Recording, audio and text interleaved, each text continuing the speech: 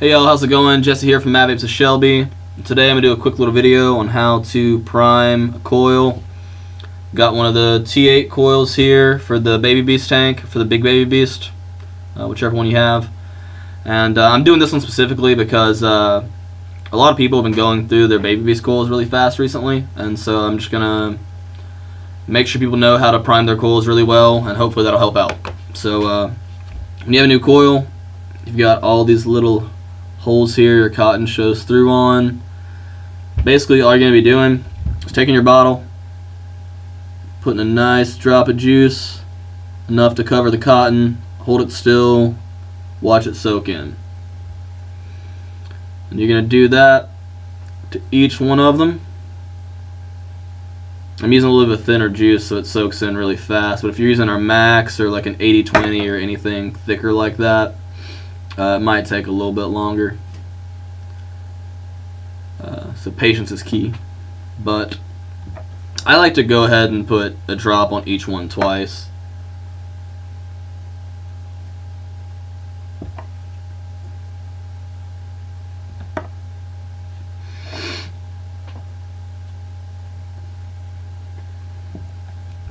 And so this way you don't have to wait quite as long to vape after you put on a new coil. I know some people just screw them right in, fill their tank up, and let it wait. But that can take a while, and it's hard to really know when your coil is going to be broken in, or if there's enough moisture on there to be hitting it.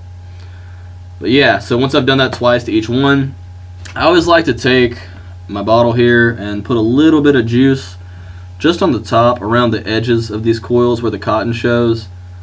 You don't want to put too much juice down there because then it'll pop a lot when you go to hit it at first. But in my opinion, and this is just my opinion, it seems to break in a lot faster, and the cotton taste seems to not be quite as strong if I put at least one drop down each little hole. It definitely helps your coil get broken in faster, helps your flavor be better right out the bat. And as long as you get yours thoroughly primed, a lot of times your coil will last longer. Because a lot of people will just like barely prime their coil, or they won't prime it at all, and they'll just wait. And then you go to start vaping on it, and you might not get necessarily a burnt hit, but it won't be totally not burnt. I don't really know how to say that better, but it'll get a weird little taste, and sometimes it can really mess with your coil's life and mess with the quality of flavor you're getting off your coil.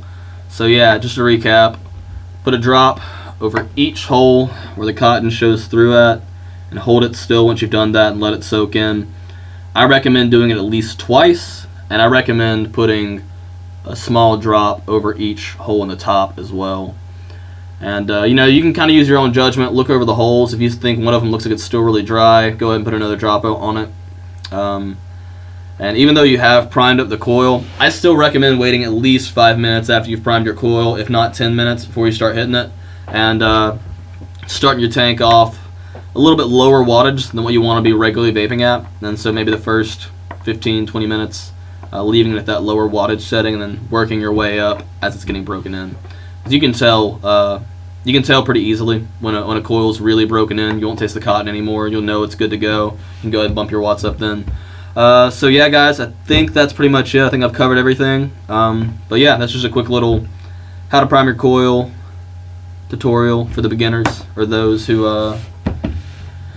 might have used pod devices before or something like that. So yeah, guys, that's how you do that. And hopefully your coils will last you longer now. Thanks for watching. Later, y'all.